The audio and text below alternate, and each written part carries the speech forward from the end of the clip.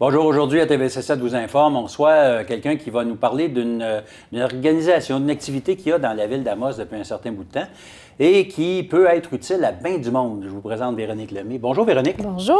Le MRAR. Oui. Tu représentes le MRAR aujourd'hui. Oui, tout à fait. Que c'est ça, le MRAR? Le MRAR. Parce qu'il y a des lettres, là, c'est... C'est ça, c'est ça. Donc, du vrai nom, Mouvement de la relève d'Amos Région, OK. qui existe dans le portrait amosois depuis 1991 quand même. Donc, ça ne date pas d'hier. OK.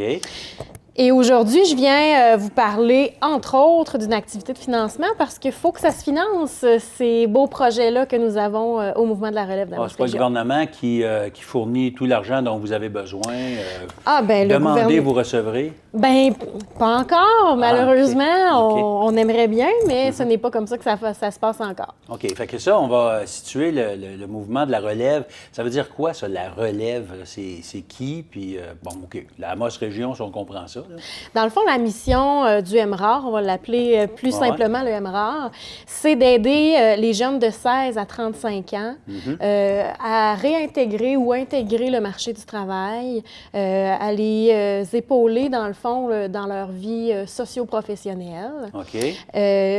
On a un nouveau projet, je vous en glisserai un petit mot tantôt, qui nous permet d'aider des 35 ans et plus aussi. OK. Donc, évidemment, les besoins de main-d'œuvre sont très grands, on le sait, alors on aura l'occasion de s'en reparler tout à l'heure.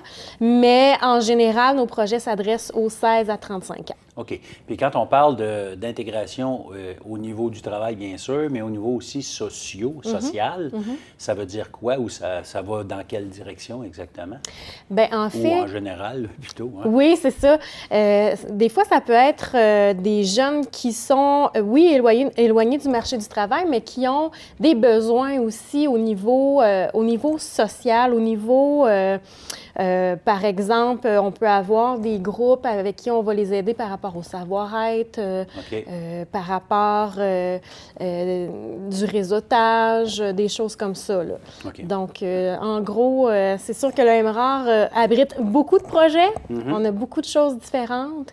Donc, c'est dur à résumer en quelques secondes. Là. Mais quelqu'un qui arriverait, par exemple, qui débarquerait d'une ville extérieure, qui s'en vient à Amos parce qu'il a trouvé une âme sœur ou une demi très intéressante. Bon, il s'en vient avec son conjoint ou sa conjointe qui est déjà installée ou à peu près, pourrait être aidé par le MRAR à se trouver de l'emploi et peut-être créer un réseau d'amis. Absolument. C'est dans ce sens-là. Là. Absolument, parce qu'on a beau avoir un travail, quand on sort du travail à 16h30, 17h, et qu'on n'a pas de vie alentour, on n'a pas beaucoup de connaissances. Hein, quand on arrive dans un nouveau milieu, c'est comme ça. Alors nous, on veut essayer de rétentionner ces gens-là, de faire en sorte qu'ils aient envie de vivre chez nous. Et pour ça, il faut créer du réseautage. OK. Bon. Fait que là, on est bien placé. Là, on parlait de finances, que le gouvernement ne paye pas encore toutes vos dépenses et ne vous subventionne pas à 100 % Est-ce qu'il vous subventionne un petit peu? On a Emploi Québec qui est là avec nous. On a le secrétariat à la jeunesse aussi. Donc, malgré tout ça, on a besoin des gens du milieu pour nous aider à poursuivre notre mission. OK. Et là, vous allez lancer une campagne de financement pour réaliser les projets dont on parlera peut-être un petit peu plus tard. Oui, en fait, on a une activité de financement qui s'en vient sous peu. Ce sera donc le samedi 10 novembre prochain. OK. On a, il y a à peu près 1 an et demi, fait la même chose, c'est-à-dire faire une activité de financement sous forme de spectacle. Et ça a bien fonctionné. On a eu envie là, de retenter l'expérience. OK. Donc, nous allons recevoir les Somnifrères, qui se trouvent à être les deux fils de Mesmer, qui vont venir... Oui, bien sûr. Oui, donc eux sont nés dedans, hein, ils ont baigné dedans probablement très, très jeunes, et ils vont venir nous faire la démonstration de leur savoir-faire en termes d'hypnose. Et il y aura également une première partie assumée par la troupe d'improvisation théâtrale amossoise, les Courtes Pointes. Oh, alors, on a 4 jeunes improvisatrices très, très talentueuses qui vont venir nous faire rire juste avant les Somnifrères. OK. Et ça se passe le 10 novembre Oui. Dans votre cours? Non, parce qu'on veut, on veut accueillir beaucoup de gens. Donc, OK. on est au Théâtre des Escars. Mhm. On peut accueillir tout près de 400 personnes. Et puis, ça se déroule à partir de 19h30 le 10 novembre. OK. Évidemment, il y a des billets en circulation présentement. On peut acheter des billets via ticketaccès.net. Mhm. On peut également en acheter dans les Petro-Canada à Amos. OK. Et directement dans les bureaux du MRAR aussi, on en a. Les membres du conseil d'administration, les employés, on en a tous. Là, OK. Mais si je veux communiquer avec le MRAR, je téléphone à... 819 Hein? 732 le 8739. OK. Et puis, ça peut également être par courriel si jamais vous avez besoin d'informations. Le info@commercial-mrar.qc.ca, MRAR, M-R-A-R. Puis, on a toujours notre bonne page Facebook. Vous pouvez écrire un message en privé sans problème, on va vous répondre rapidement. Ça marche. Fait que cette soirée, pas d'improvisation, mais de divertissement, va se faire. Puis là, vous allez recueillir les fonds. Oui, Beaucoup de fonds. on espère. Mhm. Et vous allez faire quoi avec? Dans le fond, là, c'est sûr qu'il y a beaucoup de nos projets qui sont financés par Emploi Québec, surtout reliés à l'employabilité. On a un projet avec lequel on travaille fort depuis, plus de 25 ans, qui s'appelle Place aux jeunes. Ouais. Je ne sais pas si les gens connaissent ou ont entendu parler de ce programme-là, qui a beaucoup évolué au fil du temps. Dans mon jeune temps, on recevait les originaires qui étaient partis à l'extérieur étudier et qui revenaient faire des espèces de fins de semaine pour redécouvrir notre MRC, faire du réseautage avec des employeurs potentiels et tout ça. Surtout des employeurs qu'eux autres ne connaissaient pas parce qu'ils étaient partis de la région. Exactement, exactement. Donc, on a encore ce service-là, mais maintenant, on peut y aller aussi de façon individuelle en termes de séjour exploratoire, c'est-à-dire qu'on n'a pas besoin de former un gros groupe, attendre telle fin de semaine dans l'année. N'importe quand, quelqu'un peut m'appeler pour venir faire un séjour exploratoire. Et puis, ça se passe, comme je disais, un peu n'importe quand, dans le sens où on y va avec les besoins de la personne. OK. On sait que la pénurie de main-d'œuvre est très importante et on s'est rendu compte que c'était encore plus gagnant d'y aller de façon individuelle comme ça. Souvent, c'est des gens qui ont déjà une entrevue sur le territoire ou qui veulent venir vraiment serrer des mains concrètement pour démontrer leur intérêt. Et contrairement à il y a, une quinzaine d'années peut-être, là, et même plus, ce n'est pas juste des originaires maintenant. Et je dirais même que nos originaires font peut-être moins appel maintenant. Je ne sais pas si avec les réseaux sociaux, c'est plus facile là, de reprendre contact, mais on a beaucoup de personnes qui viennent de l'extérieur de la région qui ont un intérêt pour l'emploi ou pour le territoire, là, dépendamment de leur bagage. Là. Et pour le monde, quand ils les connaissent. Oui, Sans tout à doute. fait, tout à fait. OK. Et donc, ce beau programme-là, Place aux jeunes, est financé en partie par le secrétariat à la jeunesse, mais si on veut recevoir beaucoup de monde, si on veut faire des séjours exploratoires de qualité et tout ça, ça nous prend plus de sous. Et c'est entre autres pour ça qu'on fait des activités de financement. OK. Est-ce qu'il n'y a pas eu dernièrement, ou peut-être même annuellement, là, mais des missions qui sont parties d'Amos pour aller accrocher du monde un peu partout? Oui, tout à fait. Ça en est des dépenses, ça, là. Absolument. Donc, les OK. tournées de recrutement, on va les appeler comme ça. OK. On le fait via Place aux jeunes, mais il y a un nouveau projet aussi qui vient de voir le jour qui s'appelle le projet Attraction. OK. Qui est financé de façon régionale par, entre autres, la Conférence des préfets et le MAMO, Le MAMO, ça, c'est Ministère de l'Occupation du territoire, quelque chose de même. Je suis bien contente, Pierre, Ouais. que tu sois capable de le dire parce que j'aurais été très embêtée de le dire moi-même. OK. Et donc, c'est financé de façon régionale et ça a permis à chacun des carrefours jeunesse-emploi des 5 MRC de créer un poste pour le projet Attraction poste que j'occupe, moi, à Amos, et qui nous permet justement d'aller faire encore plus de tournées de recrutement à l'extérieur. OK. Ça nous permet de recevoir plus de gens en séjour exploratoire.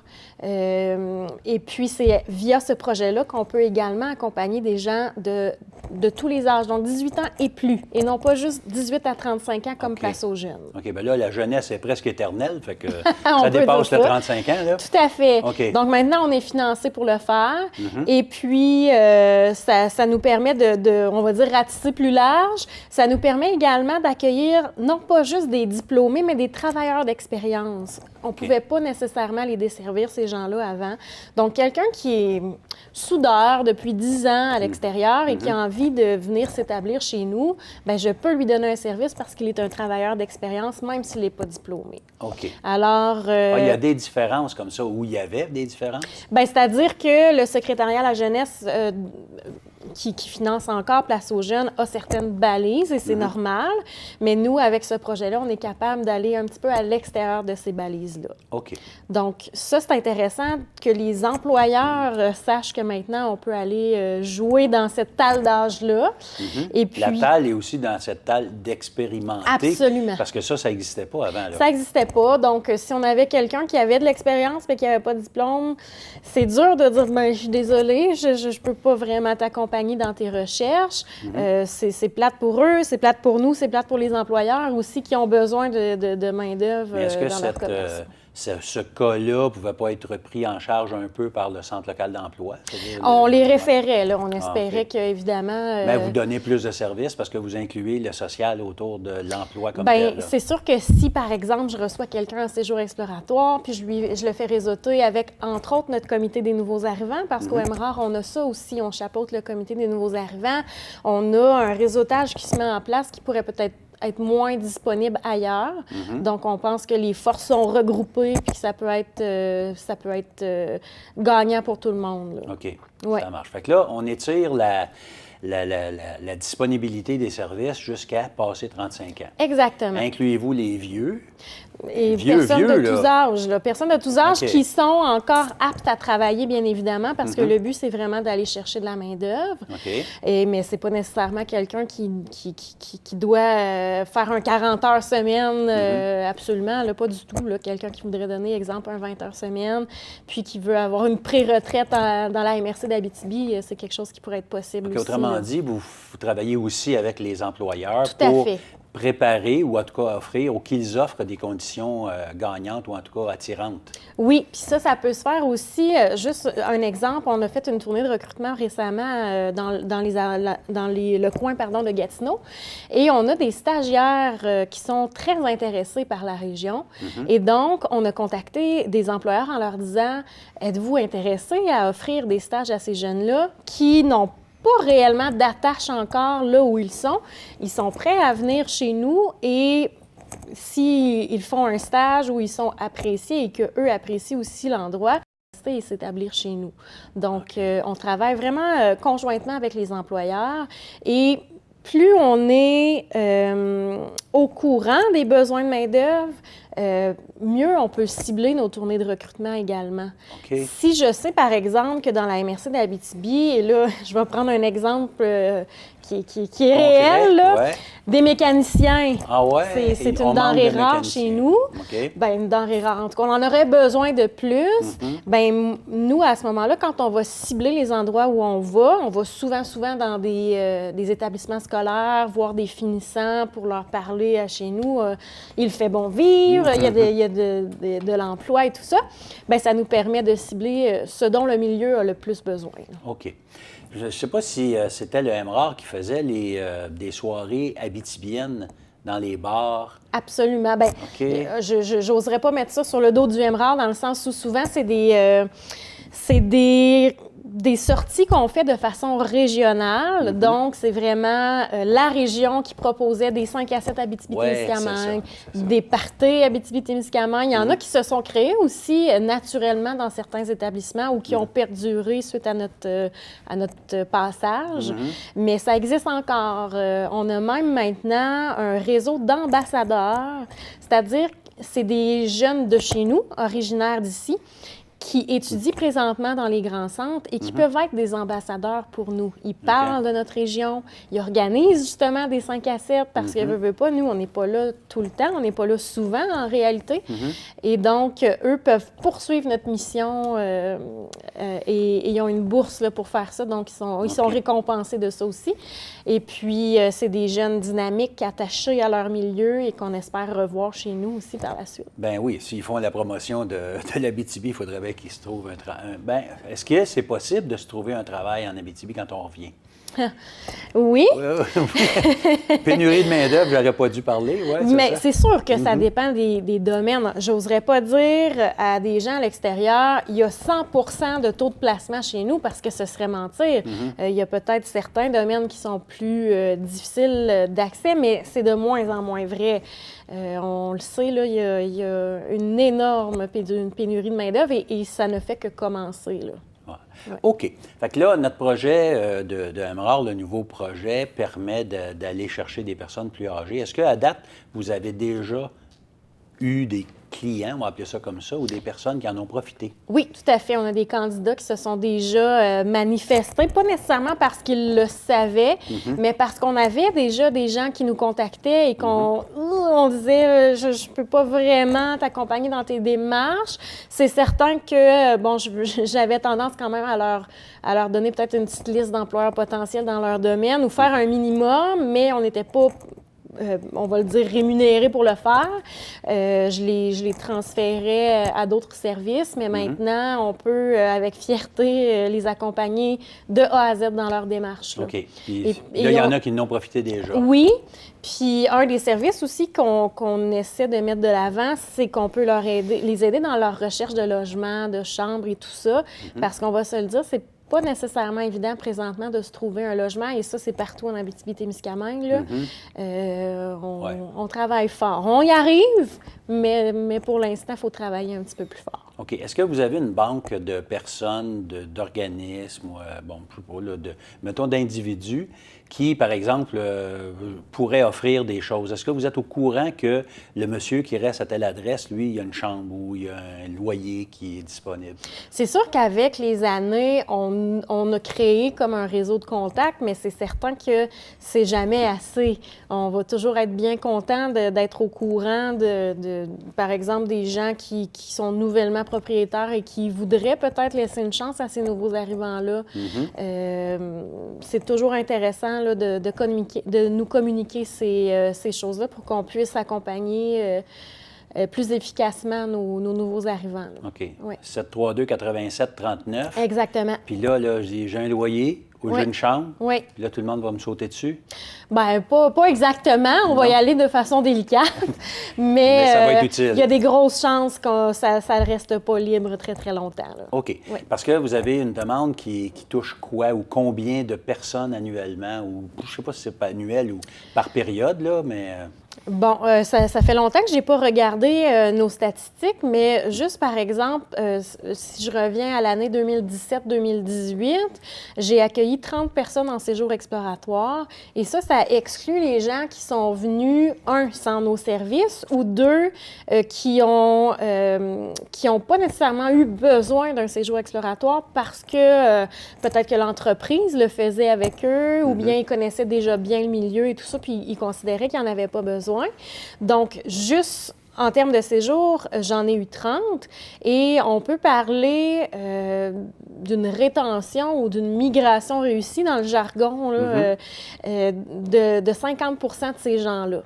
Et là, il ne faut pas oublier que la pénurie de main-d'œuvre, elle est partout au Québec. Alors, on est un peu en train de s'arracher les candidats. Donc, ça arrive des fois que les candidats ont un séjour exploratoire dans la MRC d'Abitibi, mais peut-être un autre dans une autre MRC de l'Abitibi-Témiscamingue ou même complètement ailleurs, en Gaspésie ou en Mauricie, tout ça. Donc, il faut user de stratégies pour intéresser ces gens-là et surtout leur faire connaître notre milieu. OK. Souvent, c'est quand ils mettent les 2 pieds chez nous qu'ils peuvent vraiment réaliser le milieu, le milieu qu'on a, la chaleur des gens et puis, évidemment, les beaux espaces et tout ça. Mais de nos jours, la qualité de vie, il y en a dans toutes les régions. Alors, on ne peut plus tellement mettre ça de l'avant. C'est moins accrocheur en ce sens où il n'y a pas juste l'Abitibi-Témiscamingue qui a une qualité de vie. Donc, il faut se mettre de l'avant, mais avec nos forces qui nous différencient vraiment des autres régions. OK. Puis ça, c'est bon parce que vous êtes en compétition avec toutes les autres on régions. Va le dire, là, Ouais. la pénurie est partout. Mais est-ce qu'il y a des régions qui sont plus propices à fournir des nouveaux arrivants à l'Abitibi, par exemple? Bien, c'est certain qu'on se concentre beaucoup sur les grands centres parce qu'on envoie des gens, par exemple, je vais dire un cliché, Montréal, des gens qui ne travaillent pas dans leur domaine parce que leur domaine est saturé et puis qui pourraient venir chez nous et avoir un emploi assez facilement. Et souvent, ce qu'on va retrouver dans les régions, c'est des emplois où on a besoin d'une certaine polyvalence.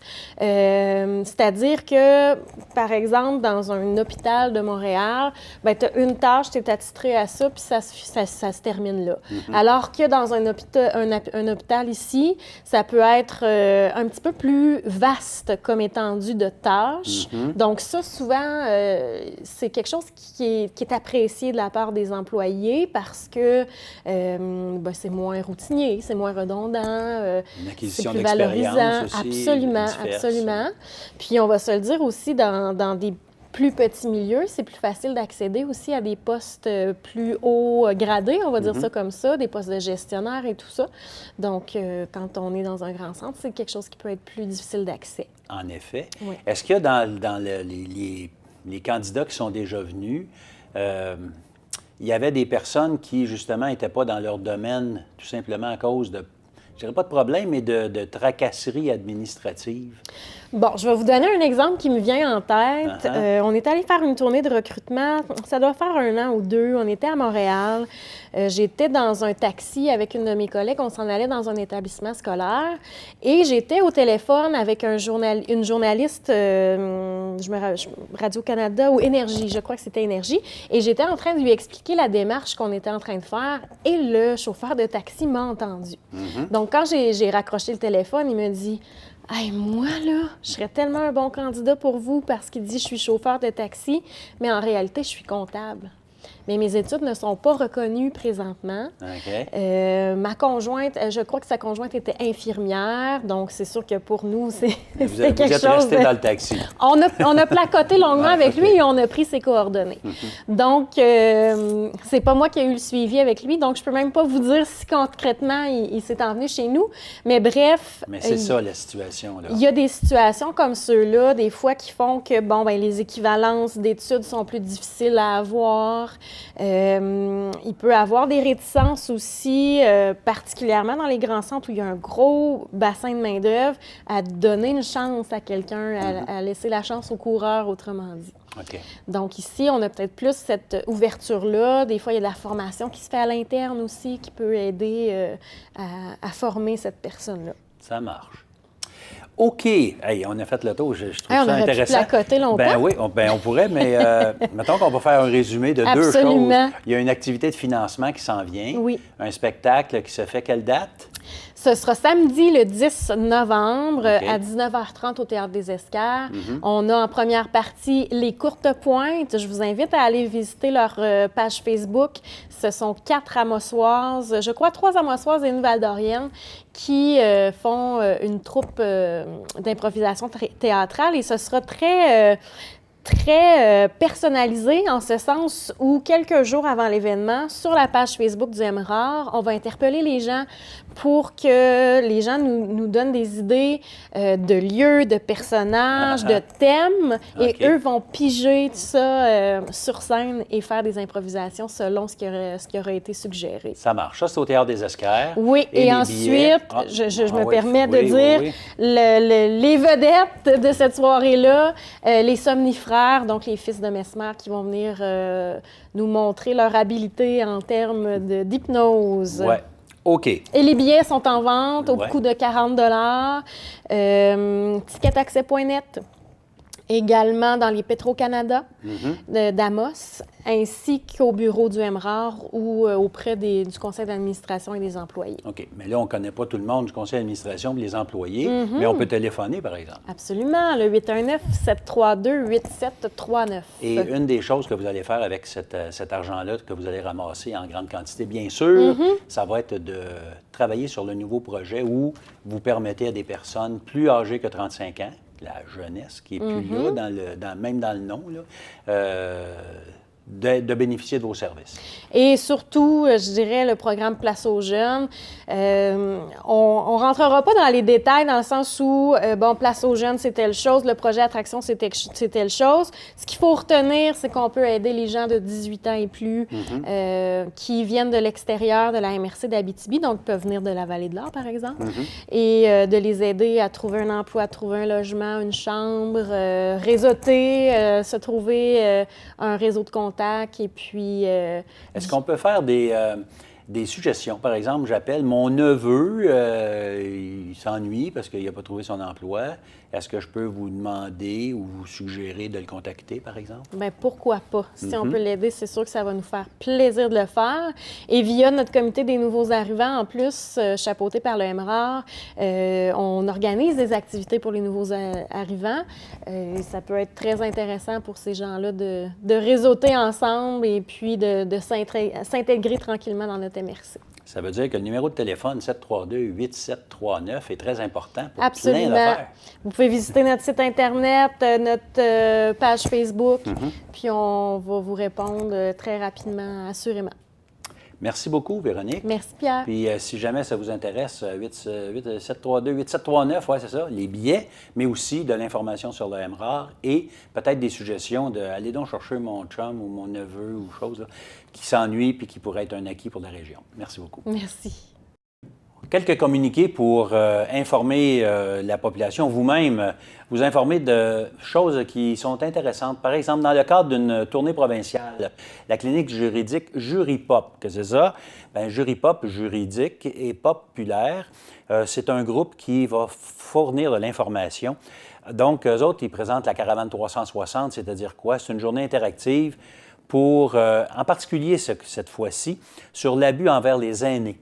Alors, si vous connaissez quelqu'un qui pourrait être victime d'abus, ou si vous voulez vous informer, ou si vous êtes vous-même victime d'abus, peut-être que vous pourriez prendre de l'information là.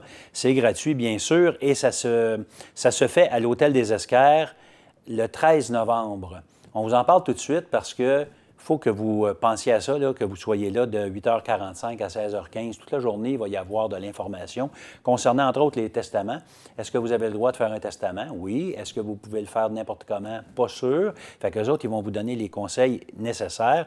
Les successions, les mandats de protection, la fraude, le harcèlement, le logement pour les aînés, l'aide médicale à mourir, puis toutes les ressources qui sont à notre disposition pour aider les personnes aînées vont être touchées par cette journée là, de rencontre-là. Fait qu'il y a une Madame Sylvie Gagnon qui est notaire qui va être là et il y aurait une possibilité de consultation privée, c'est-à-dire poser vos questions directement précises à cette Madame Gagnon, puis elle va vous orienter. Peut-être pas la réponse, mais va quand même vous orienter. Alors, pour confirmer votre présence, 819-727-2331, c'est Mme Anita Larochelle qui s'occupe des aînés un peu dans la région, ou encore juripop.org au niveau de l'Internet. OK? Alors, on en reparlera sans aucun doute.